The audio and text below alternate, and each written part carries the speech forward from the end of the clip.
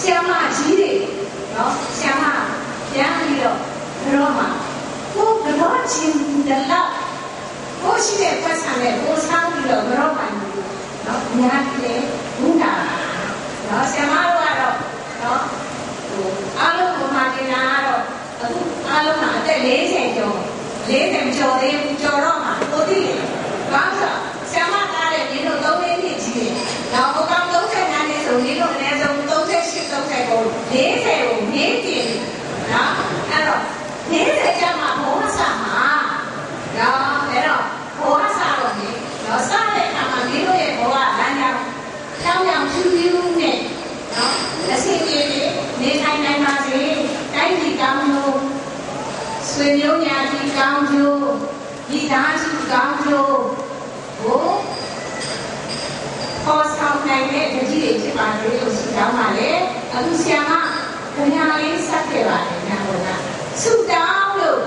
နာမည်ပေးထားပါအဲ့ဒီခင်ဗျာလေးနဲ့ရွတ်ပြီးတော့ဆရာမလေးတို့ကိုဆုတောင်းပါလေမြေတာပို့ပါလေနားစီကြည့်ပါအောင်တဲ့ပန်းတွေတောင်မျိုးရှိစကားစီကမတ်စတာမှုတဲ့တို့တပိန်ကြီးပါပြီတပိန်ကြီးမြို့နယ်အတွင်းမှာတော့အမောင်လေးကြောင်ကြီးတဲ့ရန်ပြင်းတောင်အနီးအရှိနာကိုယ်သွားလိုက်ပြီးရောက်တော့ဟိုအတိတ်ကိုပဲ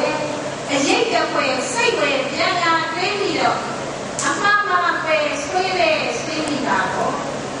မမိုးထားတဲ့ရှမ်းရုံးမှလည်းရင်းမိုးတောင်ကြီးလာဖို့ကြောင့်ဘိုးကွယ်ဆရာတွေနဲ့ဒုဆရာတွေနဲ့တွေ့ရတယ်ပါတရေနဲ့ဆရာချစ်ဆရာအခေါ်ကောင်းနေနဲ့ပျော်ရောင်းရဲ့တစ်နှစ်တစ်ခါမဆုံးရတောင်မှနေ့မကြာ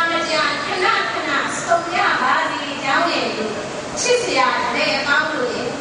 နေ့ကာလကိုယ်သာဆုမတောင်းအားလုံးမာစီတာစီမယားလေးပွားနေကြလောက်ပါလို့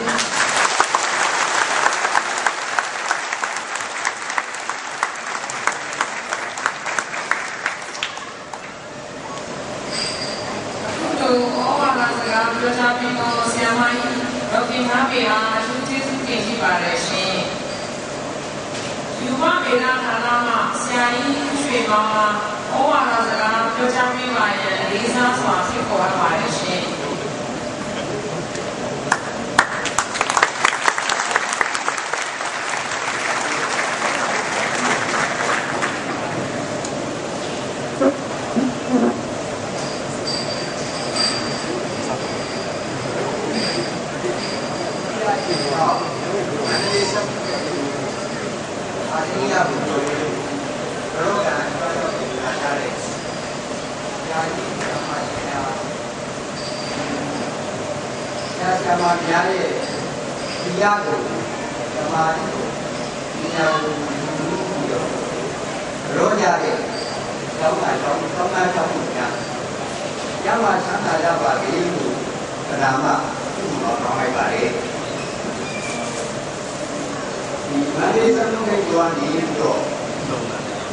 သက်ဆိုင်ရာဌာနကြီးမှာဝင်ရောက်ပြီးတော့